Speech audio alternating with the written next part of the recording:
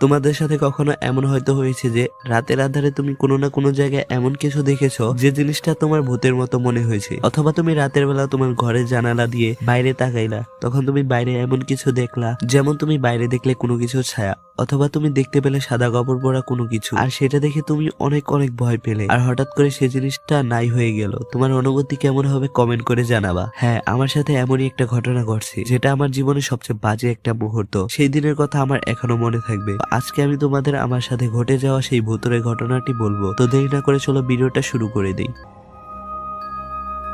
ঘটনাটি আজ থেকে আরো 3 বছর আগে, তখন আমি ক্লাস 10-এ পড়ি। তো এমনই একদিন পড়ালেখা বাদ দিয়ে বন্ধুদের সাথে আড্ডা মারছিলাম, কারণ সেদিন আমার বাসায় কেউ ছিল না। যদি আমি পড়তেই না বসি আমাকে বলবেই বা কে। আমি তো পুরো চিল মুডে ঘুরে বেড়াচ্ছিলাম। তো তখন বাজে রাত 11টা। আমরা সবাই একটি ব্রিজের উপর বসে আড্ডা মারছিলাম, আর তখন সবাই সিদ্ধান্ত নিলাম যে ফ্রি ফায়ার গেম খেলি। আর সবার কাছেই কাস্টম ছিল, তাই সেদিন অনেক কাস্টম খেলা হয়েছে। আর আমার বাসাও ব্রিজ থেকে একটু দূরে, যাইতে 7-8 মিনিট লাগে। তো গেম খেলা শেষে আমরা সবাই নিজ নিজ বাসায় চলে যাওয়ার সিদ্ধান্ত নিলাম। তো সেদিন আমার কেন যেন অনেক অনেক ভয় লাগতেছিল, তাই এক বন্ধুকে বললাম আজকে আমার সাথে আমার বাড়ি চল। তো এই গল্পের জন্য সেই বন্ধুর নাম দেব নারিকেল। তো নারিকেলকে বললাম, ওই নারিকেল, আমার অনেক ভয় লাগতেছে, আমার বাসায় কেউ নাই, তুই আমার সাথে চল না আমার বাসায়। তখন নারিকেল বলল, মজা নেস, ভয় আবার তুইও পাস, বিশ্বাস হয় না। তখন আমি বললাম, ভাই আজকে সত্যি অনেক ভয় লাগতেছে, চল না আমার সাথে। তখন নারিকেল বলল, আর অন্য কেউ বললে বিশ্বাস করতাম যে ভয় পায়, তোরটা তো জীবনেও বিশ্বাস করুম না। তখন আমি নারিকেলকে বললাম, ভয় সবাই পায়, গলা সবারই শুকায়। তখন নারিকেল বলল, এই নে মাউন্টেন ডিউ খা, আর ভয়কে জয় কর। তখন আমি সাহস করে মাউন্টেন ডিউ খাইতে খাইতে বাসার দিকে যাইতে থাকলাম। তো মাউন্টেন ডিউ খাওয়া শেষে আমি এই ডায়লগটা মারলাম, মাউন্টেন ডিউ ভয়ের মায়ের চুদি। তো এই ডায়লগটা মেরে আমি বাসায় চলে আসলাম। ঘর তো পুরোপুরি অন্ধকার, আর রুমের জানালা লাগাতে ভুলে গেছি। তখন বাজে রাত 12:30টা। তো আমি প্রথমে করলাম সব ঘরে লাইট জ্বালালাম যাতে অন্ধকারটা দূর হয়ে যায়, আর সিদ্ধান্ত নিলাম আজকে আর লাইট অফই করব না। তারপর গেলাম জানালা বন্ধ করতে, এক এক করে সব জানালা বন্ধ করলাম। তো এখন বাকি আছে উপরের রুমের জানালাটা বন্ধ করার। তো আমি সেই রুমে গিয়ে লাইট অন করলাম।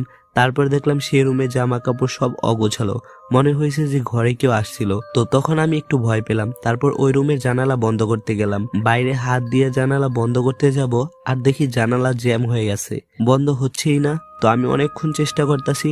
তো সেই জানালাটা থেকে দূরে একটি কবরস্থান দেখা যায়, সেখানে টিপ টিপ আলো জ্বলছে, ভালো করে কিছুই বোঝা যায় না। তো এমন সময় আমার চোখ পড়লো কবরস্থানের একটি ঘরের দিকে।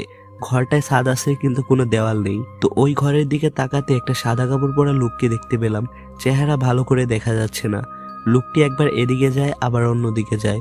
ওইটা দেখে লিটারালি আমার কলজা ফেফড়া যা আছে সবকিছু জাম্পিং করতেছে। তো ওইটা দেখার জন্য আমি মোটেও প্রস্তুত ছিলাম না। আমি তো ভয়ে আরো জানালা বন্ধ করতে পারতেছিলাম না, আমার গলা দিয়ে আওয়াজও বের হচ্ছে না। তখন আমি জানালা না লাগিয়ে এমন দৌড় দিছি নিচের রুমের দিকে, আর আমার গলা থেকে এমন জোরে আওয়াজ বের হয়েছে যে আশেপাশে যত প্রতিবেশী আছে সব দৌড় পেরে চলে আসছে। তখন আমি বাইরে যাই আর অজ্ঞান হয়ে যাই। অনেকক্ষণ পর আমার হুঁশ ফিরে। তখন আমি সবাইকে বললাম ওই কবরস্থানে কেউ আছে সাদা কাপড় পরে। তখন ওইখানে থাকা কিছু লোক বলল, আরে তুমি ভয় পাইছো কেন শুধু শুধু, ওইটা তো গ্রামের কবরস্থানের পাহারাদার, শালায় আজকে আবার নতুন সাদা পাঞ্জাবি কিনছে আর সেটা পরেই পাহারা দিতেছে। তখন আমার মুখে একটা কথাই আসলো,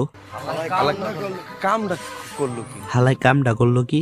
তো তখন আমার প্রতিবেশীরা ওই পাহারাদারকে ডাকলো আমাকে দেখানোর জন্য যে ওইটা কোনো ভূত না, যাতে আমি রাতে ভয় না পাই। তো পরের দিন নারিকেল আসলো আর বলল, কিরে মাউন্টেন ডিউ খায় ভালো হয়েছে না, কোনো ভয় পাইলি না আর ভয়ের মায়ের চুদি করে দিলি। তখন আমি বললাম, মজা নিস না, কালকে আমার সাথে যা হয়েছে তোর সাথে হইলে তুই আর এই মাউন্টেন ডিউর ডায়লগটা দিতেই পারতি না, তোর মুখ থেকে তখন এইটা বাইর হইতো, মাউন্টেন ডিউ ভয়ের মায়ের চুদি। স্প্রাইট খাই ভাই, চোদাচুদির মধ্যে নাই। যাই হোক, অনেক ভয় পাইছি কালকে রাতে।